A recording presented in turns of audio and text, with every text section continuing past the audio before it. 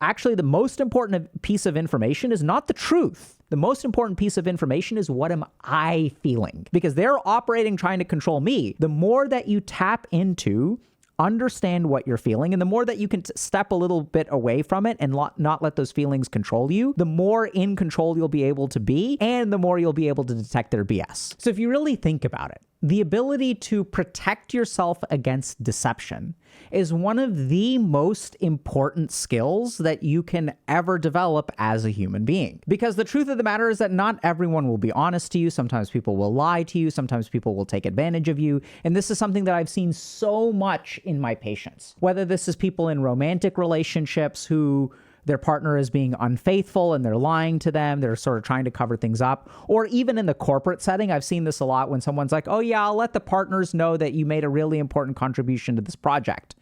And then, of course, they take all the credit for themselves. And every single patient or client, or even like psychiatry resident that I've taught this to, has said that this is one of the most useful things that I've ever taught them.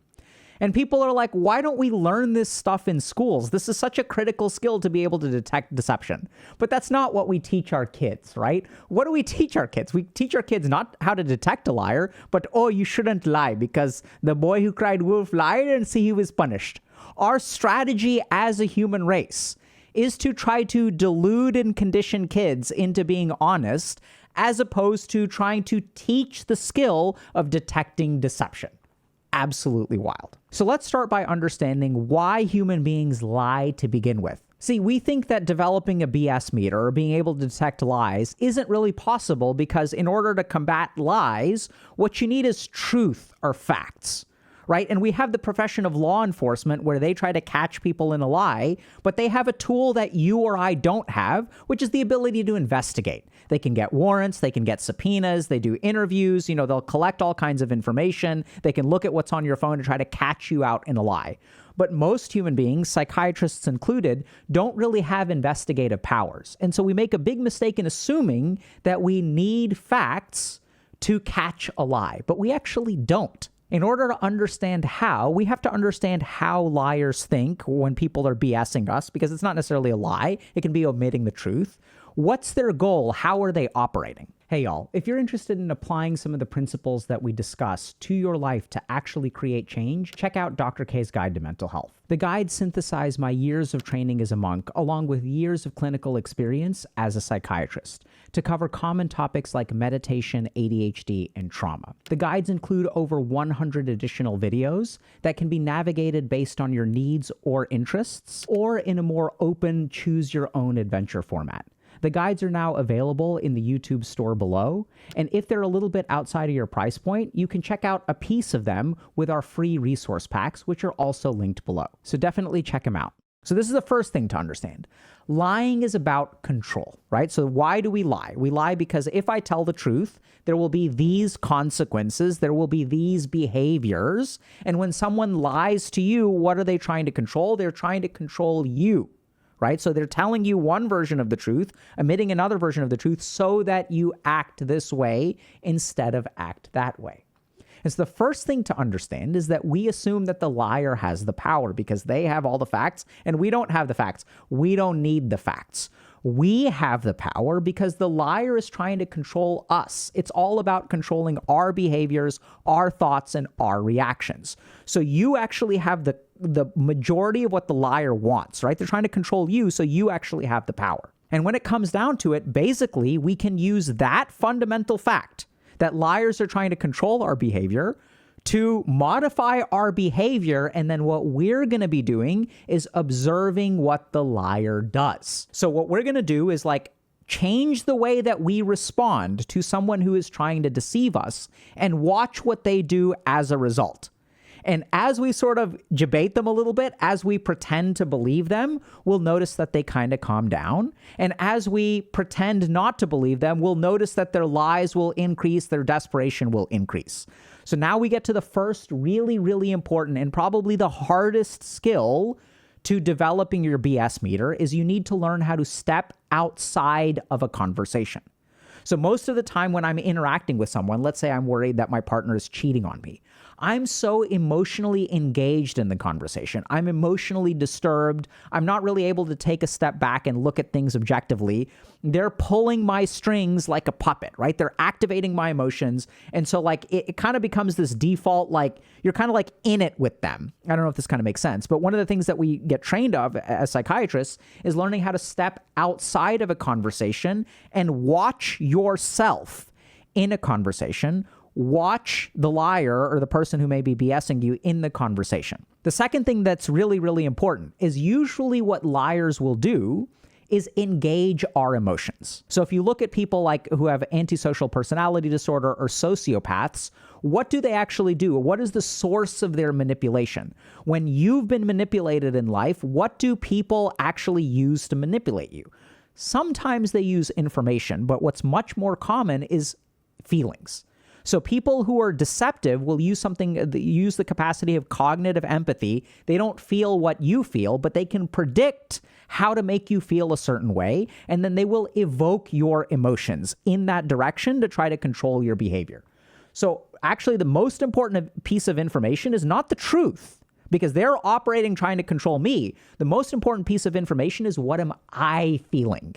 The more that you tap into understand what you're feeling, and the more that you can step a little bit away from it and not let those feelings control you, the more in control you'll be able to be, and the more you'll be able to detect their BS. So remember that liars are controlling, right? They're trying to control your behavior. And the main mechanism that they use for control is your emotions. So interestingly enough, all we need to do is be able to detect our emotions and observe the conversation. So step number one, okay? So this is a skill, is step outside of the conversation, right? So what we want to do is we want to observe what they're doing and observe how we feel, okay? Then what's going to happen is we will notice that liars will do one of two things. They will either escalate or de-escalate. So this is kind of how this works. So let's say here's the liar and here's me, right? And there's two tracks. There is either the track of, I believe you. Oh, baby, I would never do anything to hurt you. I love you. Right? So they're saying these things. And what they're trying to get us to do is move towards the check mark, move towards the trust. And if we move towards distrust, they will change their tactics. Okay? So let's say I say, oh, I don't believe you. Let me see your text messages. And then they'll say, oh, but like, and we'll get to this in more detail, but they'll say, oh, no, like text messages don't prove anything. Some of the texts look bad, right? But baby, I would never hurt you. Look, I got you this gift and I did this for you and I did this for you. So if you express some degree of doubt, right? Press X to express doubt. Then what will happen is the liar will use some other kind of technique to bring you over here, right? So then like this is the two options. So then they'll say, oh no, but like the text messages may look bad. I swear it's just texts. I swear nothing actually happened. You can look at the pictures on my phone. I'll turn on, not I will show you in the past, but I'll turn on location so you can see where I am all the time. Like maybe they leave their phone behind and then go have an affair where their phone is in one location, like they leave it at work. Maybe they have two phones, like who knows, right? So what'll happen is as you express doubt, they will escalate. And then once they escalate, they'll sort of figure out your chinks in the armor, and we'll show you all that in a second. And then eventually they want to get to trust. They want to get to acceptance. So what can we do in this situation? So this is what's really lovely. What we're going to do is actually manipulate them. So what we're going to do is, oh, baby, I would never cheat on you. Oh, yeah. So then what we're going to say is this. We're going to say, I know you would never do anything to hurt me. And they're going to be like, whoo, success. Oh my God, I can't believe that just telling them I love them actually worked and that was sufficient. They're relieved on the inside. So what we're going to do, we're going to be paying attention to them and paying attention to ourselves. We're going to be like, yeah, I know you would do nothing to hurt me. We've been together. We've been in this relationship for 3 or 4 years and you've done so many nice things for you. I know you would never do anything to hurt me. And they're like, whoo. So watch them. What they'll do is they'll de-escalate. They'll calm down. And then what we're going to do, we're going to throw them a curveball. But I still don't know if I can trust you after this. And then what's going to happen is they will escalate, right? Then like suddenly they were calming down and now they're escalating. Now they're like, oh, no, like, what? And so then what you'll see is they'll do something else. They'll get desperate. And they'll be like, no. No, believe me. I thought I was winning. I thought I was controlling your behavior. Now you're not being controlled in the way that I want, and they will escalate. So here's what this looks like. So here is you, okay? You're in the middle here. Here's your armor. And what the liar is trying to do is find a chink in the armor. So the first thing that they try is, baby, I love you. And then you say, I know you do, hun. And they're like, oh, thank God. I am penetrating into, and this is working. I've made it past the initial armor. And then you say, but I don't trust you. And they're like, oh no. So then what they're going to do is they're going to try something else. Now what they're going to do, and this is very important. So liars evolve their techniques. So one of the key things that you can look for is an alteration of emotional energy from a liar. So if love doesn't work, I'm going to try anger. I can't believe you would say that after all of this time. You know, I've been with you for 4 years. And then what are we going to do? We're going to let him in. Oh, I'm so sorry. You're right. I have been unfair to you. You're letting him in a little bit, and then they will calm down. Oh, so you remember, you're not paying attention to yourself, and this is what happens, right? When your partner gets angry at you, we lose sight of the conversation. We kind of get caught up in it. We get defensive. We're not able to observe what's going on, and we can't intentionally control our actions. So we're gonna actually let the anger work, okay? And then you'll see, oh, the anger will start to calm down. You'll see a de-escalation. And then what are you gonna say? You're gonna say, yeah, you're right. I should trust you. I don't know why. I just can't, right? You're right. You do deserve trust. I'm so sorry for upsetting you. I just still don't know if this relationship can work. I don't know if I can move past it. And then what will the liar do? They will try something else. They'll try guilt.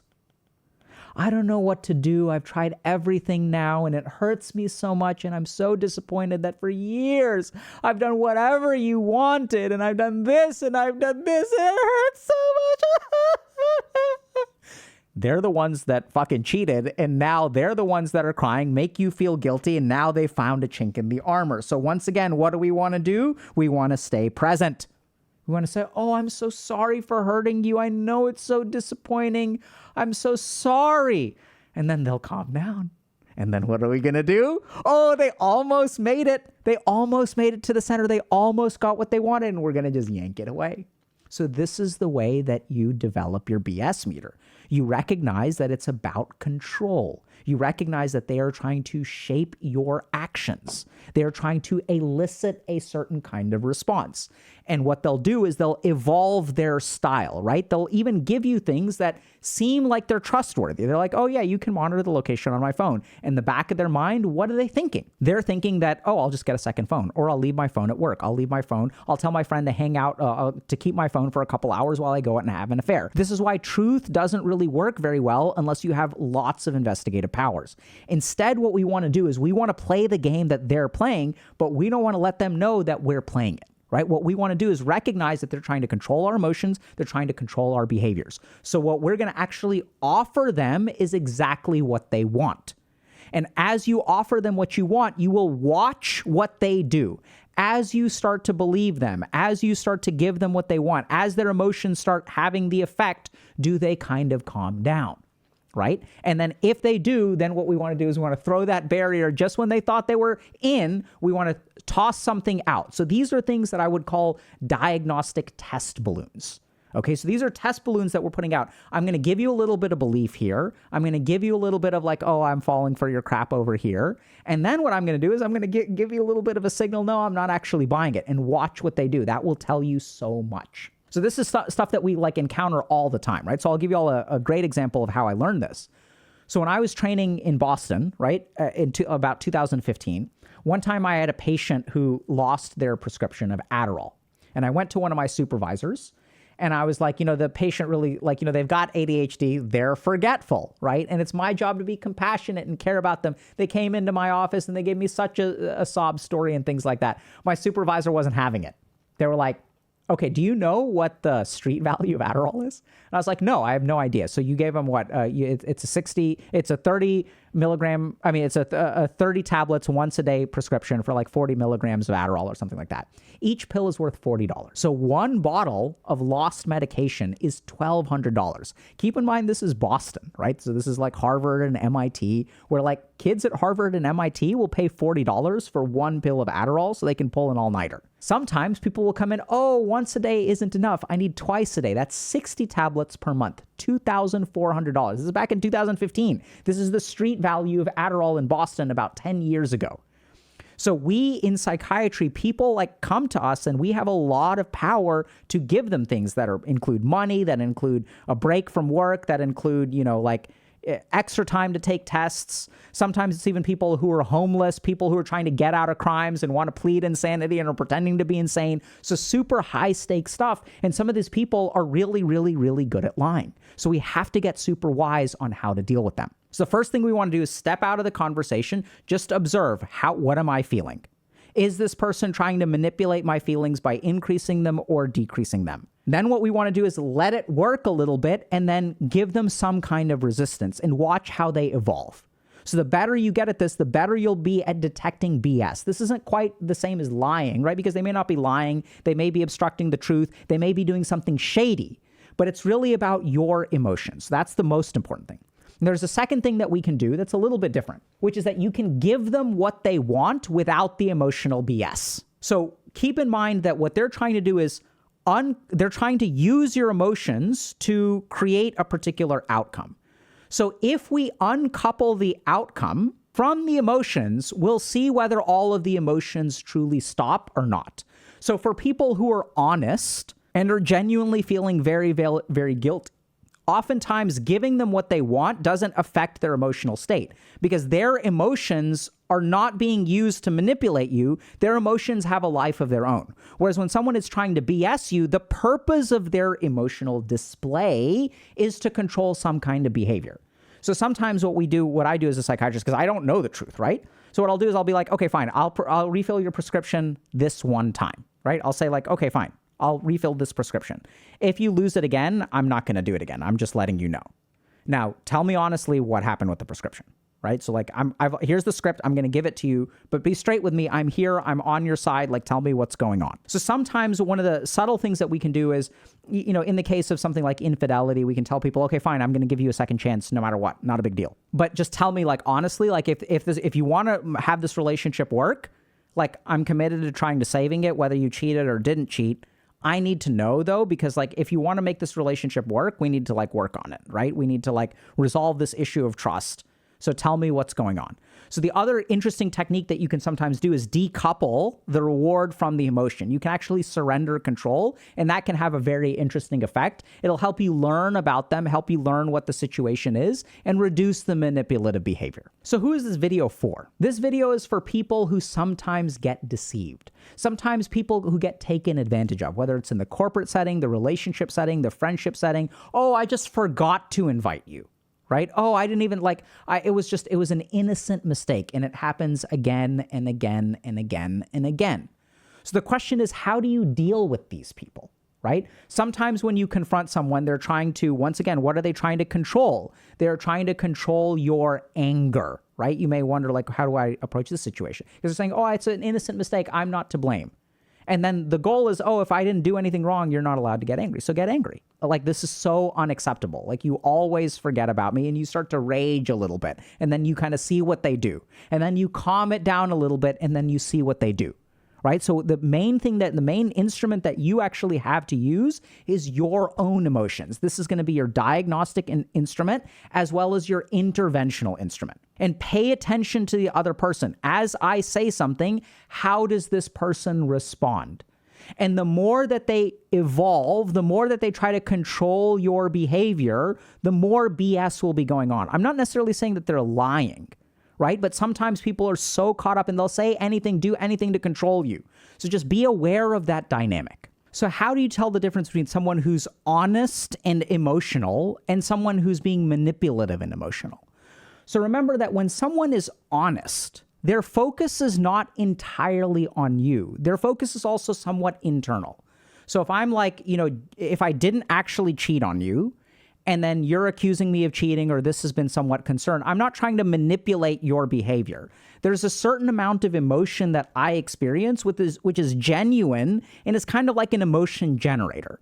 So that emotion will be more persistent over time. Whereas the person who is manipulative, the person who's lying, their focus isn't going to be on their own emotion. They're not going to be dealing with their own emotions because this issue has come up. What they will actually be focused on is you. So you'll see a lot more fluctuation in their internal emotional state. So that's the key difference between someone who's more likely to be BSing and someone who's less likely to be BSing. So if y'all want to develop your BS meter, first of all, learn how to step outside of a conversation and just observe it. That will tell you 50%. Second thing that you want to do is remember that their goal is to control you and they'll use your emotions. So what you want to do is dangle a little bit, let them have a little bit of a win, and then pull it away. Dangle a little bit more and pull it away. And then you may say, but Dr. K, isn't that deceptive? You're damn right it's deceptive, right? If we want to play this game like they're playing this game, right? So like just because the enemy is using nuclear weapons doesn't mean that we don't want to use nuclear weapons. Like that's not going to work. So we're not saying that you should use this power for evil, right? So I had a supervisor who taught me some of this stuff, was like, make sure you use this power for good. So the last thing that I encourage y'all to do is use this power for good, right? Use this power to protect yourself. Use this power to make sure that someone doesn't take credit for your stuff at work. Oh yeah, I'll tell the partners all about it. Oh, don't worry. You don't need to. I'm meeting with this partner. I'll just let them know, what I thought about the project.